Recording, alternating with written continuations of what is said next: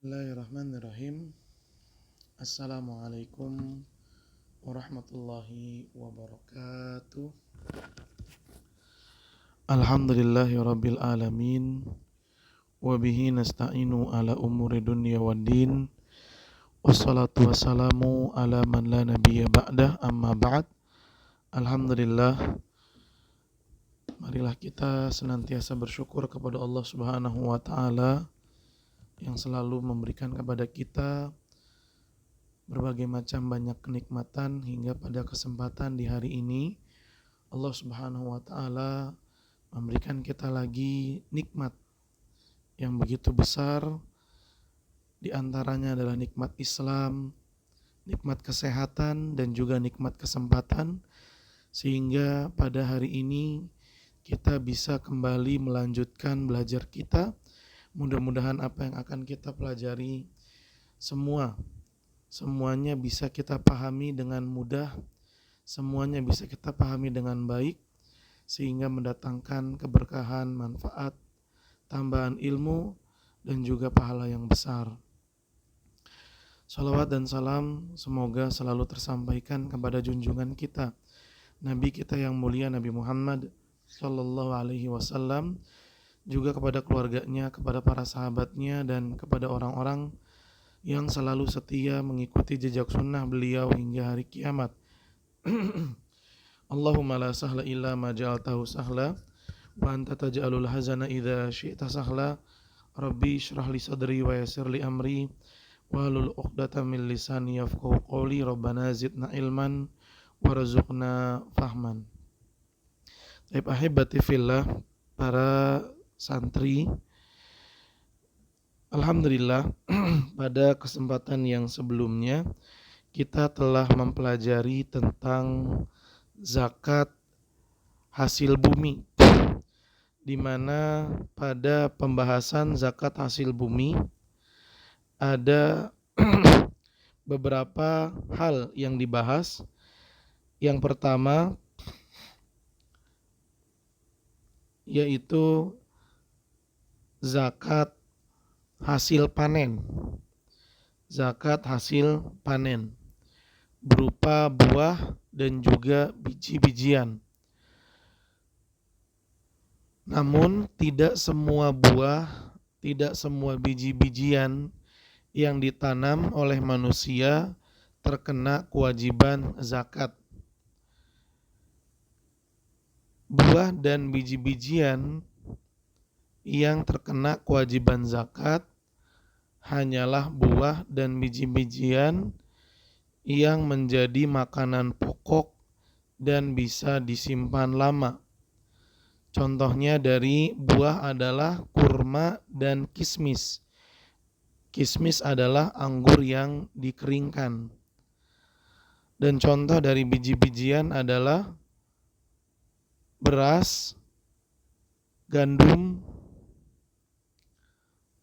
jagung, dan makanan pokok lain yang bisa disimpan lama. Buah dan biji-bijian tadilah yang terkena kewajiban zakat. Hal ini sebagaimana Allah Subhanahu wa taala perintahkan dalam surat Al-Baqarah ayat 267. Kemudian sebagaimana kewajiban zakat yang lainnya, pada zakat hasil panen ada syarat-syarat yang perlu diperhatikan. Yang pertama, apabila hasil panennya itu telah mencapai nisab, dan nisabnya adalah 2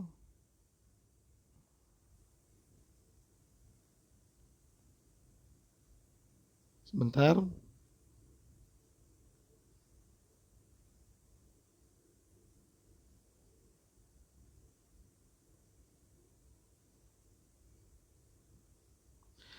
Maaf, nisabnya adalah 612 kg. Kalau hasil panen telah mencapai 612 kg, maka itu artinya telah mencapai nisab. Ini syarat yang pertama. Yang kedua, bahwa hasil panen yang ada adalah milik sendiri. Hasil panennya itu milik sendiri dan telah mencapai nisab. Hanya dua ini saja, ahibati fillah, syarat pada zakat hasil panen. Ada permasalahan, yaitu haul, di mana haul ini kan menjadi syarat pada zakat yang lain. Apakah zakat hasil panen ada haulnya? Jawabannya tidak ada. Jadi ketika dipanen hasil tanaman, langsung dilihat apakah hasil panennya itu telah mencapai nisab, yaitu 612 kg. Kalau sudah, maka ada kewajiban zakatnya. Berapa kewajiban zakatnya? Kewajiban zakatnya adalah 1/20 atau 1/10. Bagaimana cara mengetahuinya? Kok ini ada dua, ada 1/10, ada 1/20. Nah, kita mengeluarkan 1/10 atau 1/20 tergantung dengan cara mengairi sawah atau cara mengairi tanaman. Kalau tanaman diairi dengan biaya, dengan uang, seperti mengebor sumur, bikin saluran air, maka hasil panen dibagi 20. Hasil panen dibagi 20, maka hasil dari pembagian itulah yang menjadi zakat yang harus dikeluarkan. Atau bahasa gampangnya, kalau tanaman diairi dengan biaya, maka kewajiban zakatnya adalah 1/20.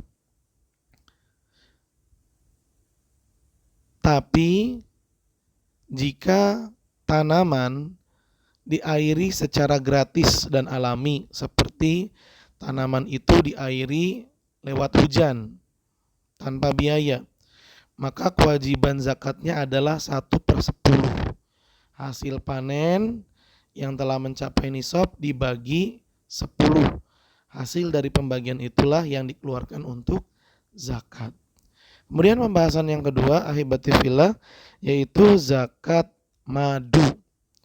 Ada dua pendapat ulama terkait dengan zakat madu.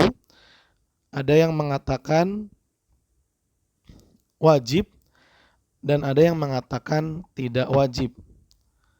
Jawaban yang menyatakan tidak wajib adalah pendapat yang lebih kuat. Artinya madu tidak ada zakatnya. Lalu pembahasan yang terakhir terkait dengan zakat hasil bumi adalah zakat harta karun. Zakat harta karun dan zakat harta karun. Nah, zakat harta karun ini ada dua, ahibati fillah.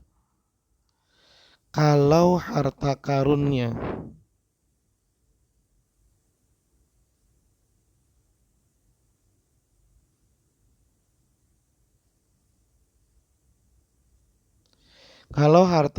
itu ada tanda agama selain Islam, seperti ketika ditemukan ada tanda salibnya atau ditemukan di wilayah penduduk orang kafir, maka ada zakatnya sebesar 1/5. Akan tetapi jika pada harta karun yang ditemukan ada tanda agama Islam atau ditemukan di wilayah tempat tinggal orang Islam, maka harta karun tersebut menjadi titipan atau menjadi amanah, dan penemunya harus mengumumkan harta karun tersebut di tempat berkumpulnya manusia selama 1 tahun. Kalau sudah lewat 1 tahun, maka boleh dia pakai, tapi tetap dia jamin. Maksudnya, kalau sudah lewat 1 tahun, kemudian dia pakai untuk belanja, Ternyata setelah itu ada orang datang yang mengatakan dia pemilik aslinya dan dia bisa menyebutkan ciri-cirinya, maka kita mengembalikan dalam bentuk uang yang senilai dengan harta temuan tersebut. Baik, nah kemudian juga nih ahibati fillah, poin baru terkait dengan harta karun, sama dengannya adalah barang tambang, yaitu apa-apa yang dihasilkan oleh bumi tanpa ada campur tangan manusia, ya, seperti gas, bensin, benda-benda mati seperti besi, emas, perak, dan batu mulia yang lainnya. Ini barang tambang, ya. Maka ada kewajiban zakatnya. Kewajiban zakatnya adalah 1/5. Seperti itu ahibati fillah. Ya, kewajiban zakatnya adalah 1/5. Alhamdulillah, pembahasan tadi telah kita lewati pada pertemuan yang lalu. Nah, insya Allah pada pertemuan kali ini kita akan bahas tentang zakat hewan ternak. Zakat hewan ternak. Mohon kepada seluruh santri, ya, seluruh siswa untuk memperhatikan dengan baik. Tolong sikapnya dijaga, walaupun kita belajar melalui media online, tapi tetap akan bernilai ibadah kalau sikap kita bisa disiplin, kalau sikap kita bisa dijaga. Dan kepada seluruhnya untuk menyiapkan buku tulis, ya. Tolong semuanya menyiapkan buku tulis, masing-masing mengingatkan dirinya dan teman di sampingnya. Silakan disiapkan buku tulisnya agar bisa mencatat apa yang akan disampaikan.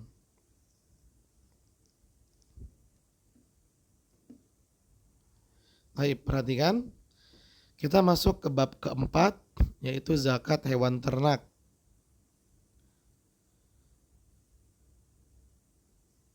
Zakat yang wajib dikeluarkan dari hewan ternak apabila hewan yang diternak adalah unta, sapi, kambing, dan kerbau. Ya. Unta, sapi, kerbau, kambing, domba. Ada 5. Hewan ternak yang wajib dikeluarkan zakatnya ada 5. Unta, sapi, kerbau, kambing, domba. Silakan dicatat.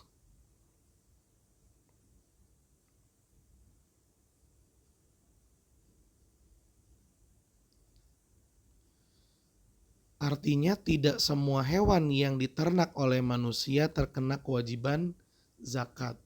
Nah, mungkin ada yang bertanya, "Duh, kalau gitu ngapain saya beternak unta, sapi, kerbau, kambing, dan domba? Karena kalau saya ternak nanti saya kena kewajiban zakat. Kalau gitu saya ternak ayam aja, ternak bebek, ternak ikan, kan gak kena tuh kewajiban zakat." Nah, ini adalah kekeliruan ahibati fillah. Ingat, kita ketika menjalani syariat Islam, justru hal tersebut akan mendatangkan banyak keberkahan untuk kita. Salah pemahaman orang yang mengira kalau saya beternak unta, kambing, domba, sapi, atau kerbau, nanti saya keluarin zakatnya berkurang dong kalau begitu hewan ternak saya. Memang secara hitung-hitungan manusia berkurang jumlahnya, tapi Allah akan ganti dengan yang lebih baik.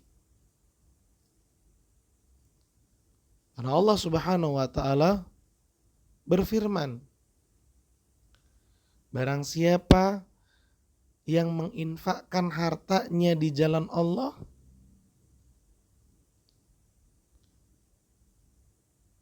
fayudha'ifu lahu, maka Allah akan balas dengan yang lebih baik. Dan Nabi SAW mengabarkan, barang siapa mengeluarkan sesuatu karena Allah, maka Allah akan ganti dengan yang lebih baik. Dan dalam hadis yang lain, Nabi mengabarkan bahwasannya di setiap hari ada 2 malaikat yang turun. Dan kedua-duanya ini berdoa kepada Allah. Doanya terkait dengan orang yang mengeluarkan kewajiban bersedekah, diantaranya zakat. Maka salah satu malaikat itu ada yang berkata, ya Allah, berikanlah pengganti yang lebih baik untuk orang-orang yang mengeluarkan hartanya di jalan-Mu. Kemudian malaikat yang kedua mengatakan, ya Allah, binasakan. Ya Allah, hancurkan. Ya Allah, lenyapkan harta orang-orang yang pelit tidak mau mengeluarkannya di jalan-Mu. Dalil-dalil yang kita dengar tadi itu memberikan pemahaman kepada kita bahwa kalau dalam urusan agama, hitung-hitungan atau matematika manusia tidak berlaku. Kalau kita mengikuti petunjuk Allah Subhanahu wa taala, maka kita akan mendapatkan keuntungan. Tapi kalau kita memperturuti hawa nafsu, tidak mau mengeluarkan zakat, atau kita malah beternak yang lain supaya nggak keluar zakat, maka Allah Subhanahu wa taala tidak akan memberikan balasan yang baik kepada orang-orang yang pelit. Dan ini telah banyak terjadi ahibati fillah. Dahulu di tanah Arab ada seseorang yang punya ladang atau perkebunan kurma. Kalau kita masih ingat dengan kajiannya Ustadz Muhtarom di Masjid Nurul Furqon, maka kita ingat dengan kisah ini. Di tanah Arab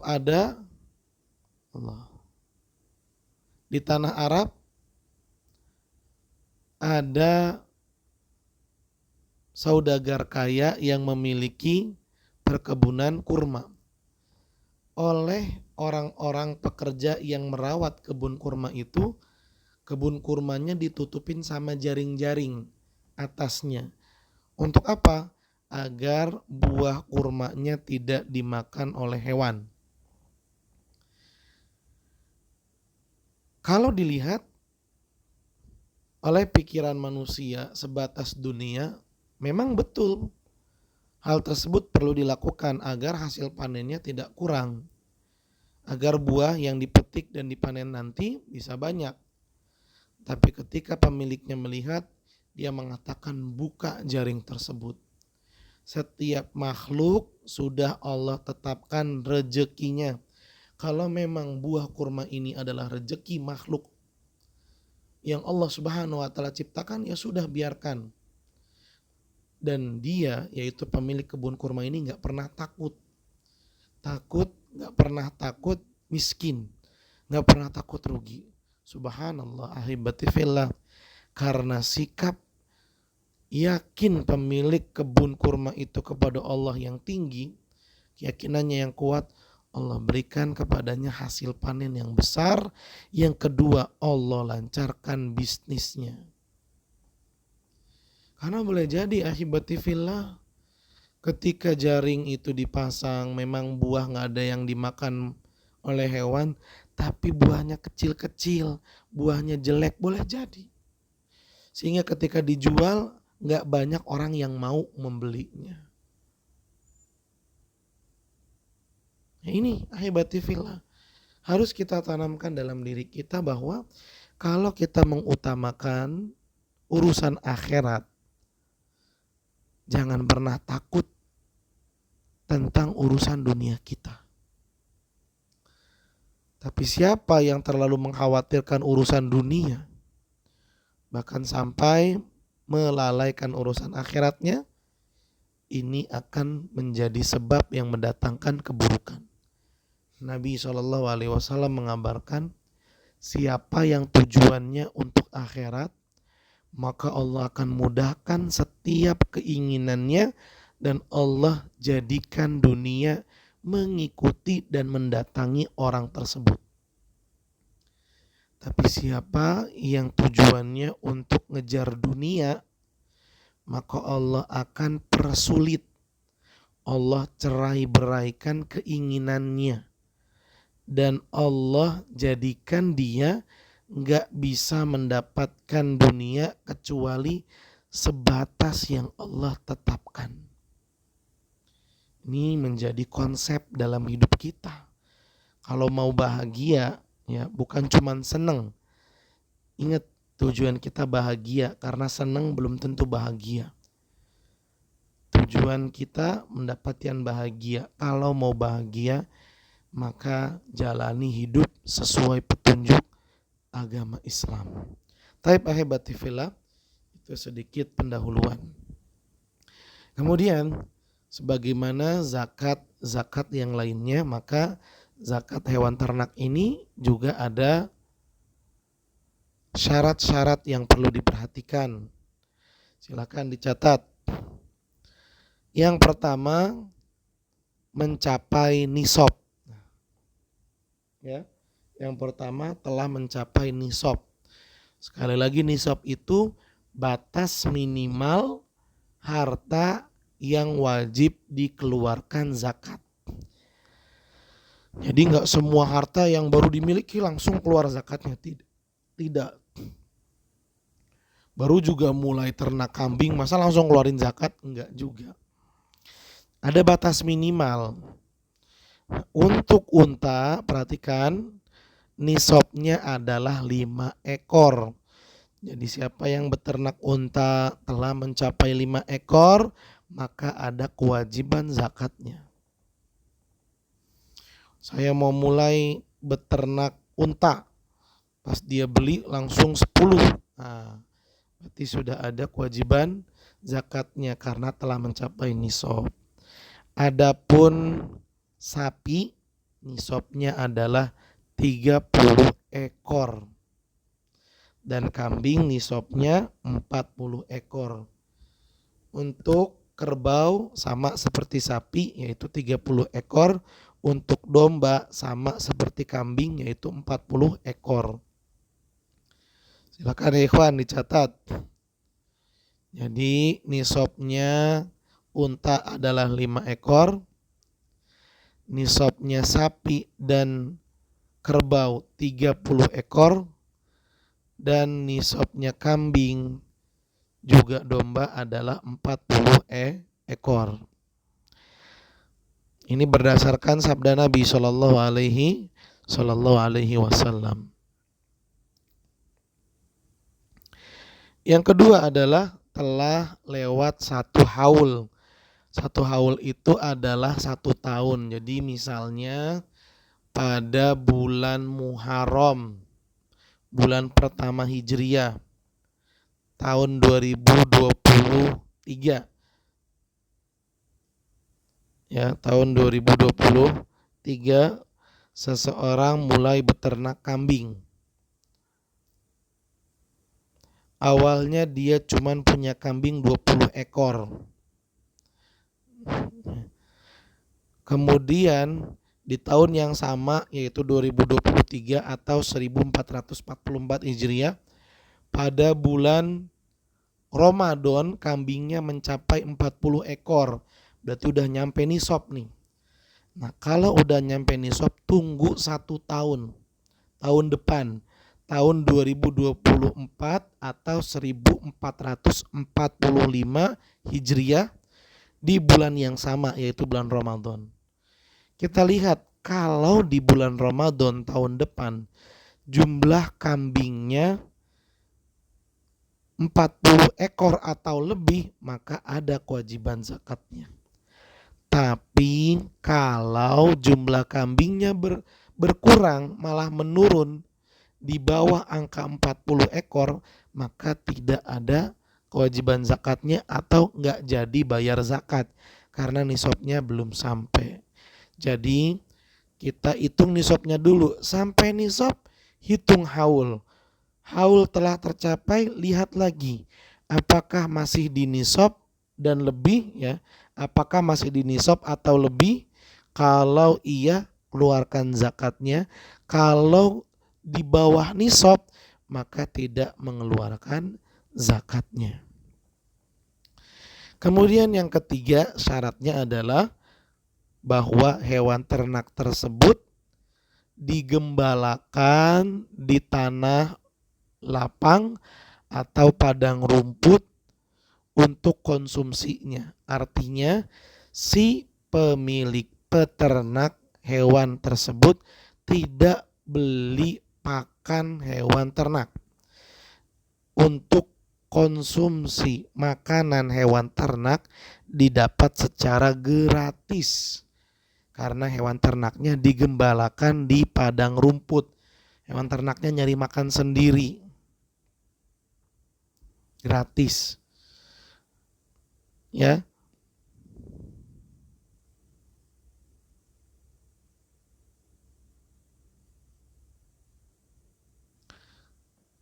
Jadi hewan tersebut digembalakan di padang rumput yang liar sehingga makanannya gratis. Bahasa gampangnya, konsumsi hewan ternak didapat gratis.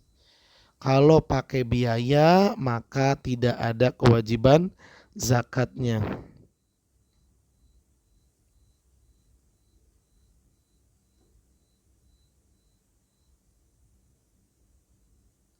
Seperti itu. Ya, seperti itu, ahibati fillah.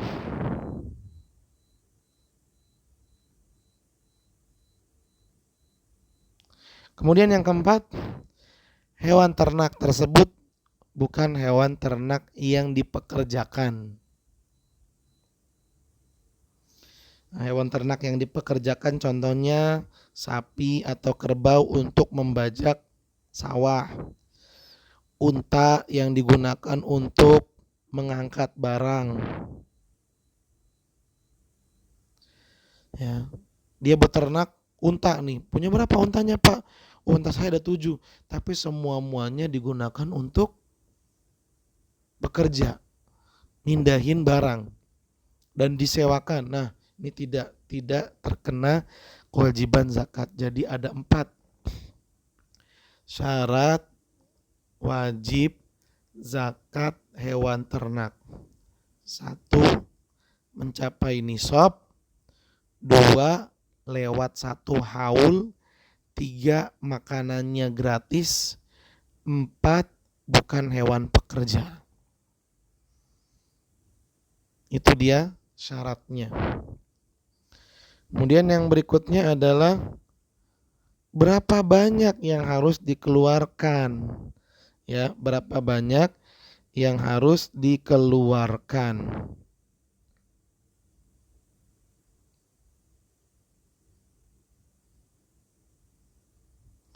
Nah, perhatikan ahibati fillah.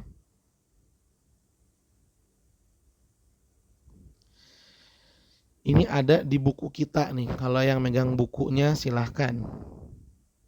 Coba Ustadz tampilkan ya. Ini adalah tabel untuk menghitung zakatnya unta. Perhatikan ahibati fillah. Silakan dicatat. Jika unta mencapai 5 ekor, maka yang dikeluarkan adalah 1 ekor kambing yang telah berusia 1 tahun, ya, telah berusia 1 tahun.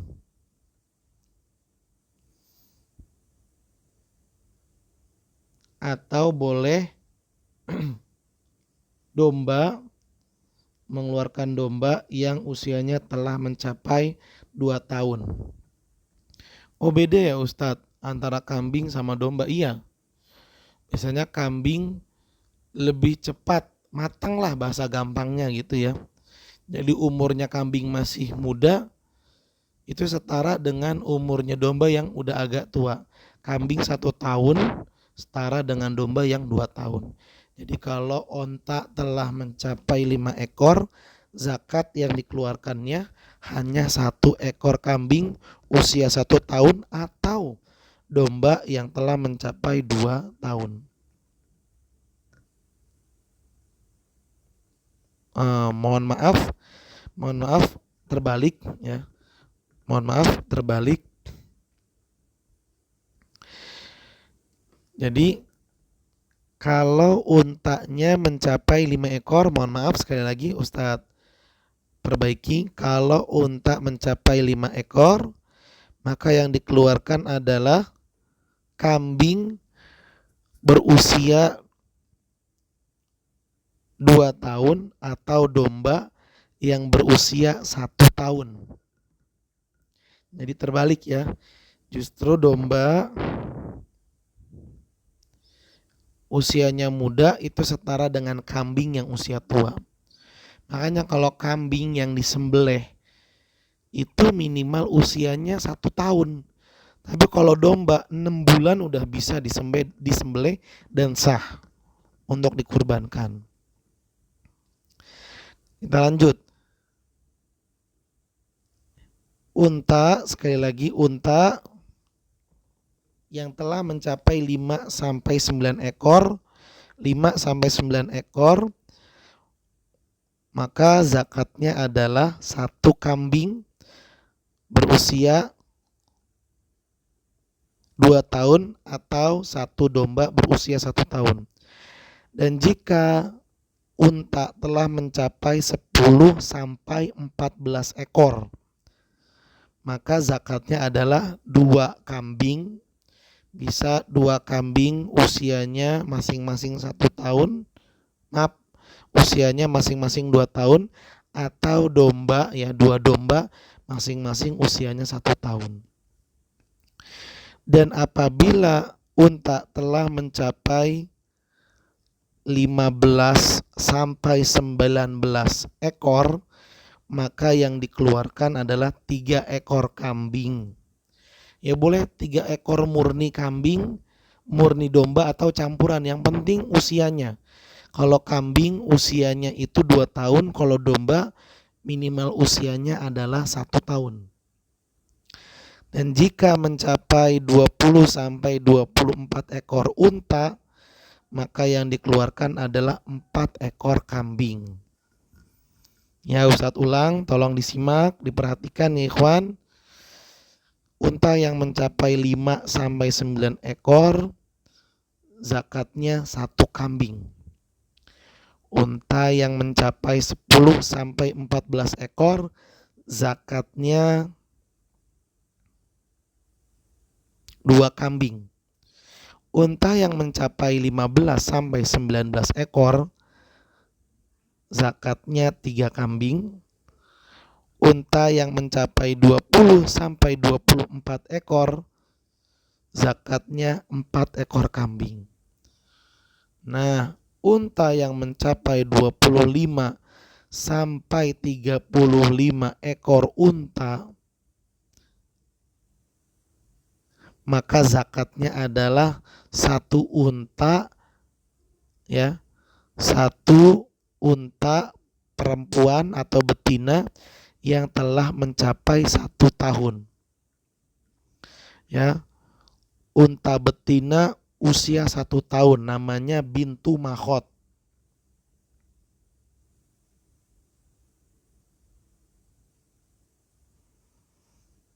Bintu itu betina ya. Makhot itu hamil. Bintu makhot adalah unta 1 tahun betina yang induknya hamil.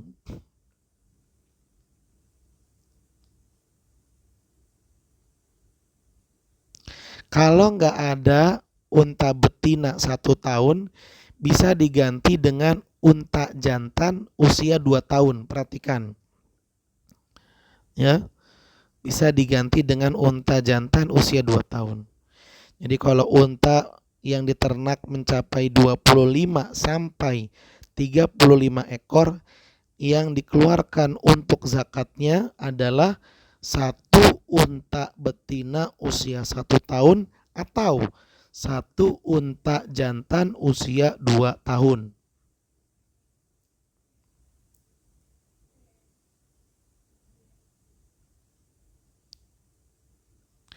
Dan unta yang diternak jika telah mencapai 36 sampai 45 ekor, maka kewajiban zakatnya adalah satu unta betina usia 2 tahun. Ya, usia 2 tahun.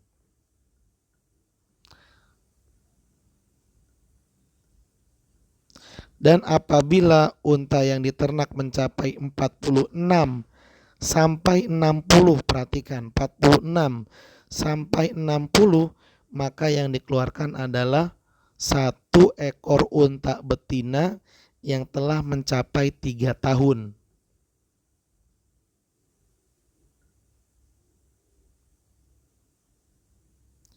Apabila unta yang diternak telah mencapai 61 sampai 75 ekor, maka yang dikeluarkan adalah satu ekor unta betina usia 4 tahun.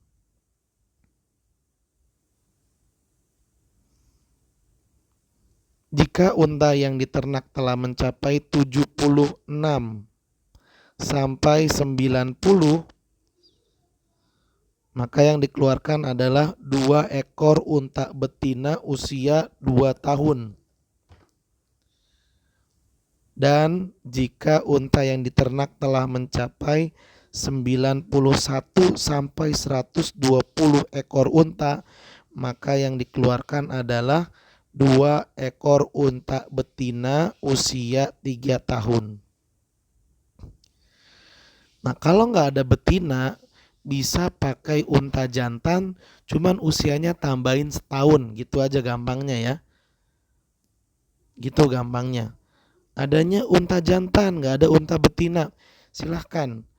Kalau yang wajib dikeluarkan unta betina usia 2 tahun, maka ketika diganti dengan unta jantan usianya 3 tahun. Dilebihin setahun seperti itu. Nah, Ustadz, bagaimana kalau ada peternak unta yang untanya itu lebih dari 120 ekor? Maka hitung-hitungannya, perhatikan ahibati fillah, kalau unta telah lewat dari 120 ekor, cara menghitungnya adalah tiap 40 ekor unta, mengeluarkan satu unta betina usia 2 tahun. Dan tiap 50 ekor unta maka mengeluarkan satu ekor unta betina usia 3 tahun. Jadi kalau ada orang punya unta 200 ekor. Wah, 200 ekor ya. Ya udah gampang. Hitung aja, per 40 mengeluarkan satu unta betina usia 2 tahun. Atau per 50 ekor unta mengeluarkan satu ekor unta betina usia 3 tahun. Kan gampang. Jadi bisa mengeluarkan 4 ekor betina usia 3 tahun atau mengeluarkan 5 ekor betina usia 2 tahun. Gitu gampang ya. Seperti itu. Kalau dia punyanya 205 ekor. Nah, 200-nya kayak tadi ya ngitungnya. Terus 5 ekornya bagaimana? Ya keluarin kambing. Kan 5 ekor unta itu ada kewajiban zakatnya berupa kambing, 1 ekor kambing usia 2 tahun atau 1 ekor domba usia 2 tahun.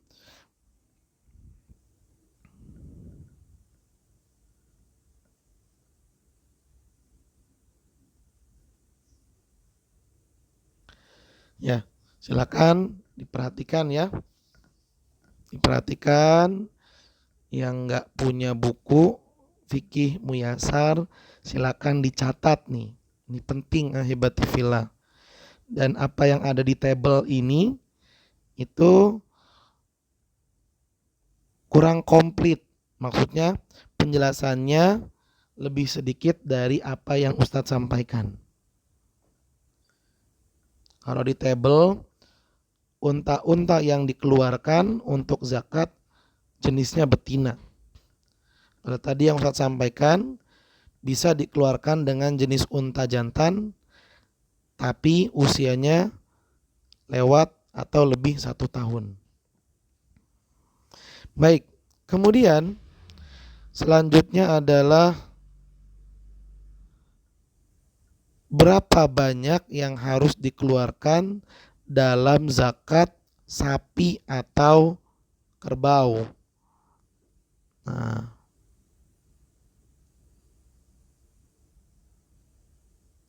ini diperhatikan. Nisabnya sapi adalah 30 ekor. Apabila sapi telah mencapai 30 sampai 39 ekor, maka yang dikeluarkan adalah satu sapi usia 1 tahun.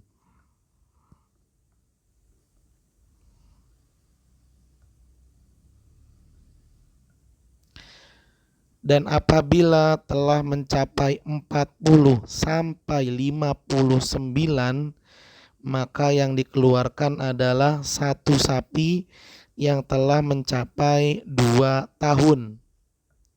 Musinnah namanya. Ya. Tabi, kan ada tabi tuh, tabi itu sapi usia 1 tahun. Musinnah itu sapi usia 2 tahun. Dan jika sapi yang diternak telah mencapai 40 sampai 59,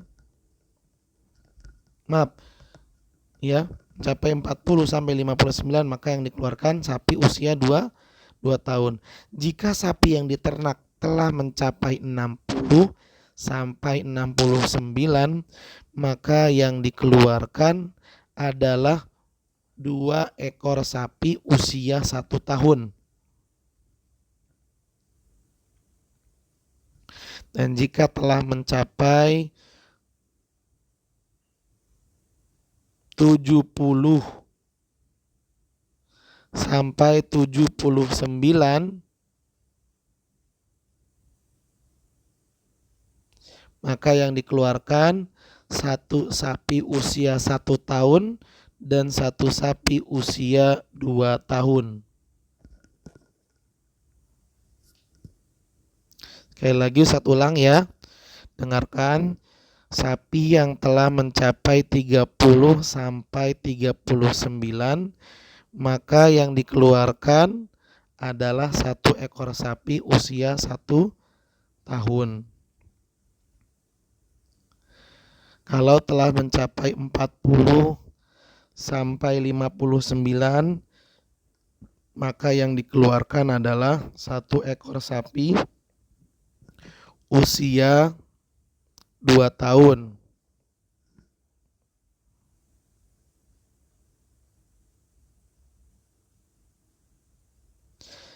Kalau sapinya telah mencapai 60 sampai 69, maka yang dikeluarkan 2 ekor sapi usia 1 tahun. Dan jika telah mencapai 70 sampai 79, maka yang dikeluarkan 1 ekor sapi usia 1 tahun dan 1 ekor sapi usia 2 tahun. Bagaimana jikalau sapi yang diternak lebih dari 79 ekor? Maka cara menghitungnya, tiap 30 ekor sapi mengeluarkan 1 sapi usia 1 tahun. Dan tiap 40 ekor sapi mengeluarkan 1 sapi usia 2 tahun. Ada orang punya sapi 300 ekor. Gimana cara ngeluarinnya? Ya gampang kan, 30 ekor sapi per 30 ekor sapi mengeluarkan satu sapi usia 1 tahun. Berarti kalau sapinya ada 300 ekor, yang dikeluarkan adalah 10 ekor sapi usia 1 tahun. Mudah ya? Sangat mudah sekali insya Allah.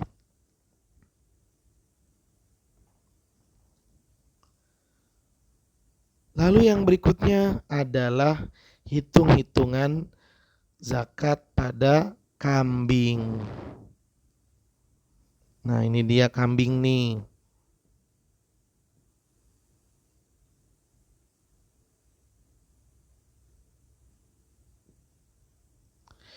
Perhatikan ahibati fillah.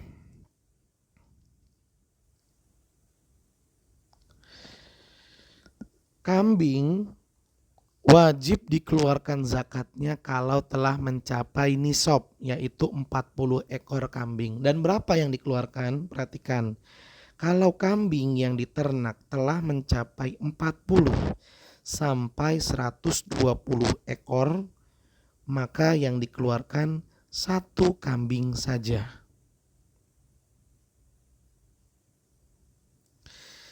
Jika telah mencapai 121 sampai 200 ekor, maka yang dikeluarkan 2 ekor kambing saja.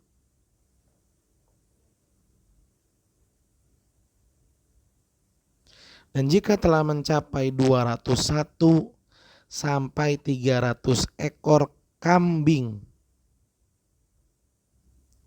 maka yang dikeluarkan adalah 3 ekor kambing.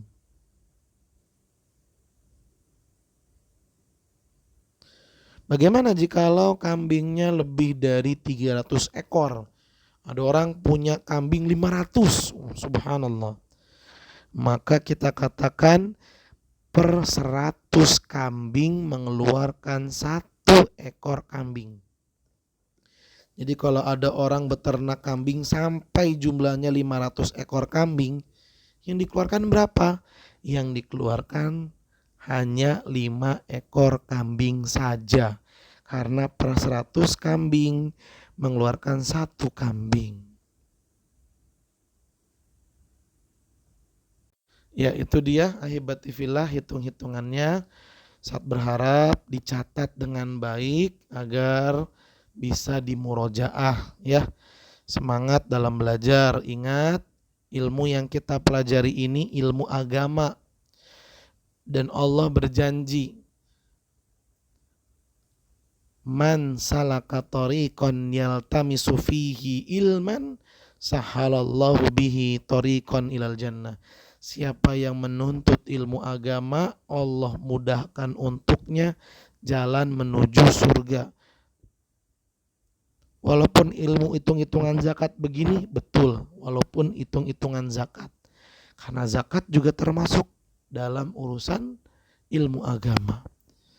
Mudah-mudahan dengan kita belajar dan kita serius menjadi sebab yang akan memudahkan kita menuju surganya Allah. Amin ya rabbal alamin. Kemudian yang berikutnya ahibati fillah, mohon diperhatikan.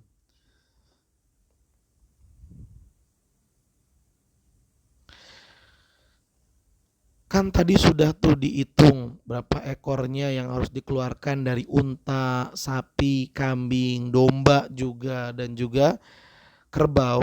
Nah sekarang bentuk fisiknya kayak bagaimana? Nah, yang dikeluarkan dari hewan ternak itu jangan yang paling bagus, jangan. Karena hal itu akan membuat sedih pemiliknya. Dicari yang paling gemuk, dicari yang paling sehat, pokoknya paling dilirik, jangan.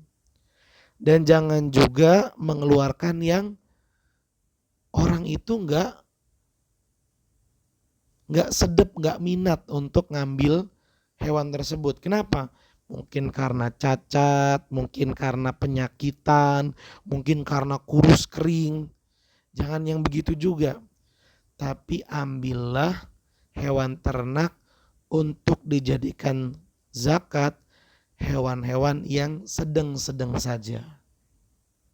Yang biasa-biasa saja, nggak terlalu wah, dan tidak terlalu menyedihkan.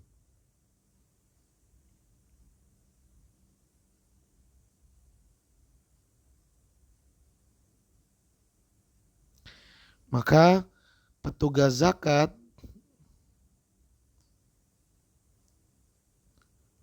wajib memperhatikan ini.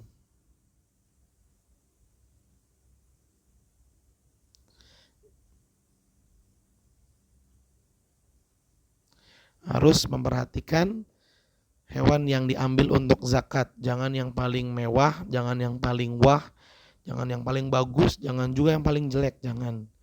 Karena kalau paling bagus nanti membuat sedih pemiliknya. Dan kalau paling jelek ya nggak ada manfaatnya. Seperti itu.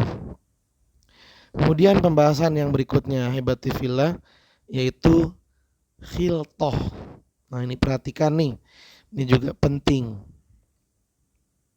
Khiltoh itu siasat untuk mengurangi kewajiban zakat atau bahkan untuk menghindari kewajiban zakat.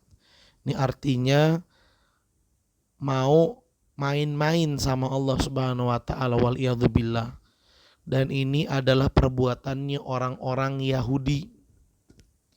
Kita masih ingat ya di surat Al-Baqarah ketika orang Yahudi dilarang sama Allah untuk tidak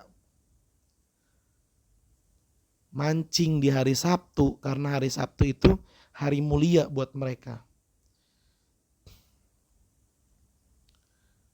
Maka mereka memang gak mancing di hari Sabtu, tapi mereka pasang jaring di hari Jumat dan jaringnya baru diangkat di hari Minggu. Artinya hari Sabtu ada usaha untuk nangkep ikan. Walaupun tidak secara kasat mata, gak secara terang-terangan. Mereka ingin memanipulasi. Maka Allah Subhanahu wa taala pun murka dan menghukum mereka, di mana mereka sebagiannya dikutuk menjadi kera. Waliyadzubillah. Umat-umat sebelum Nabi Muhammad ketika melanggar itu hukumannya seringkali kontan saat itu juga. Langsung Allah Subhanahu wa taala hukum. Tapi untuk umatnya Nabi Muhammad berbeda. Allah lebih sayang. Ketika umatnya Nabi Muhammad melakukan kemaksiatan, Allah kasih waktu dan kesempatan agar bertaubat. Namun nanti di akhir zaman, ini perlu diperhatikan, ada sekelompok manusia yang melakukan pelanggaran berjamaah, kemudian Allah rubah rupa mereka menjadi kera. Waliyadzubillah. Maka kita juga harus berhati-hati. Nah, kembali lagi, khiltah, siasat untuk mengurangi kewajiban zakat atau bahkan menghindari kewajiban zakat. Ada dua.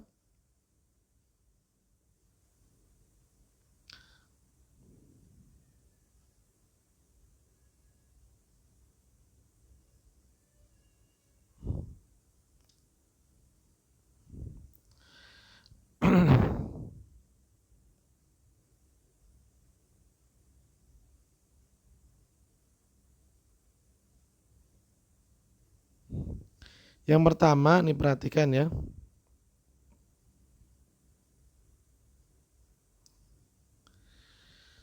Jadi ada dua orang muslim, dua-duanya beternak kambing.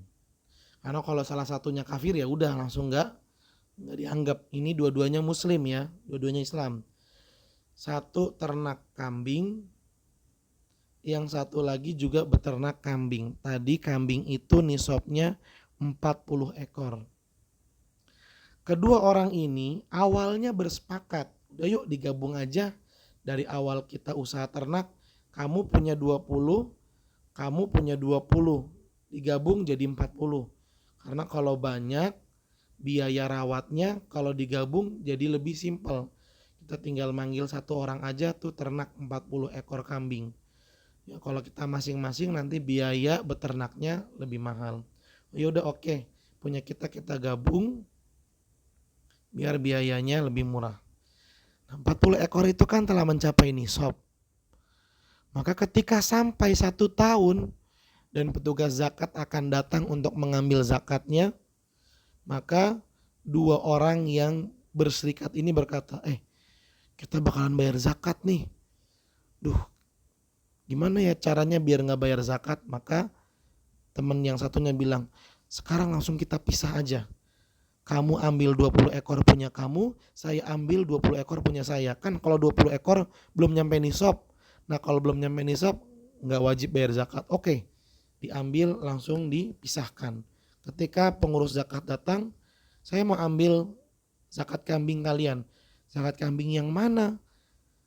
Punya kami belum ada yang nyampe nisab. Saya 20 ekor, dia juga 20 ekor. Akhirnya gak jadi diambil. Nah ini memisahkan apa yang awalnya digabungkan. Dan ini dosa. Yang kedua, menggabungkan apa yang tadinya terpisah. Contohnya gampang. Ada dua orang, sekali lagi dua orang ya, sama-sama muslim. Kalau satunya kafir ya nggak dianggap. Ada dua orang, dua-duanya beternak kambing. Satu punya kambing 40 ekor, satu lagi punya kambing 40 ekor. Masing-masing udah sampai nisab. Seharusnya yang satu ngeluarin 1 ekor kambing, yang satu lagi mengeluarkan 1 ekor kambing. Jadi 2 ekor kambing nih yang dikeluarkan untuk zakat.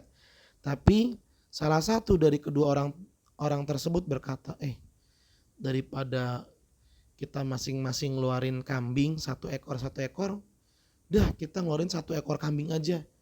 Kata temennya, bagaimana caranya?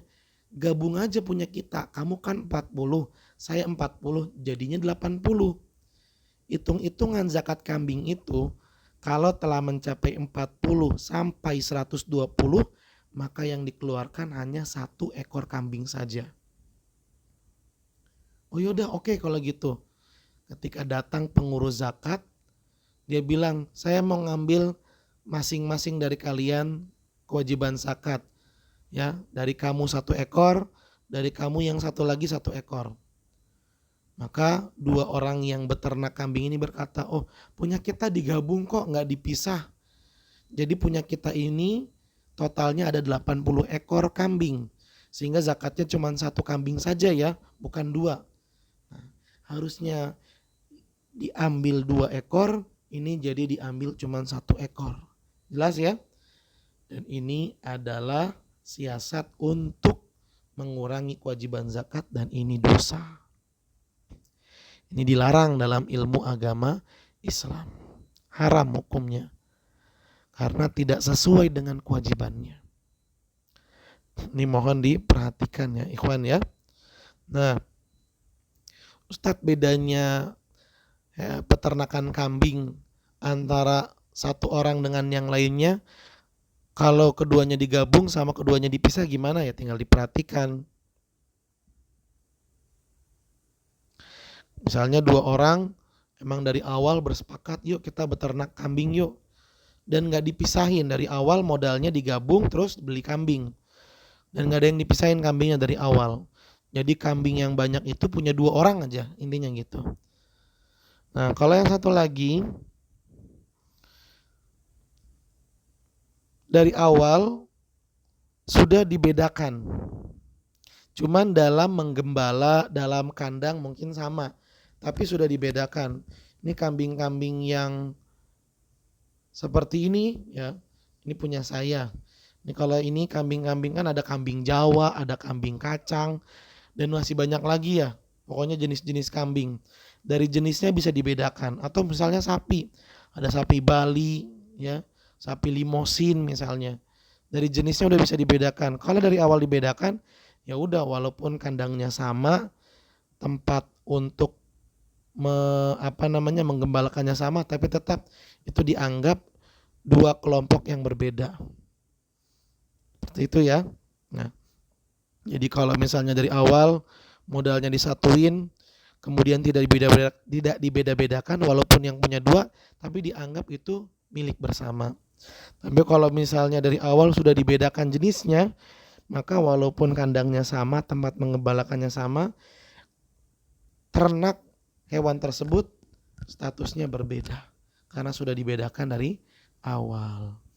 Itu dia ahibati fillah yang bisa kita pelajari, minta tolong untuk diperhatikan. Kemudian ada latihan, tolong dicatat ini ya sebagai evaluasi. Insya Allah pekan depan akan dikoreksi. Pekan depan akan dikoreksi. Saya akan berikan soal dan tolong dijawab.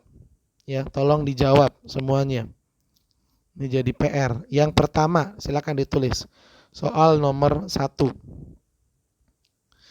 Sebutkan hewan ternak yang terkena kewajiban zakat.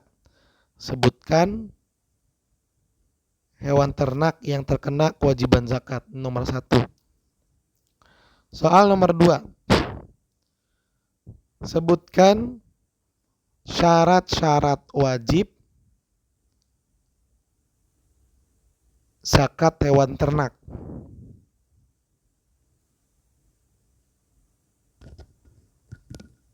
Ketiga, sebutkan berapa yang harus dikeluarkan apabila unta telah mencapai 250 ekor. Keempat, berapa yang harus dikeluarkan jika sapi telah mencapai 100 ekor.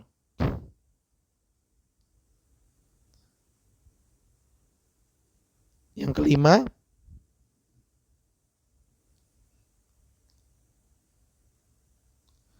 berapa yang harus dikeluarkan apabila kambing telah mencapai 1000 ekor. Ya, 1000 ekor kambing.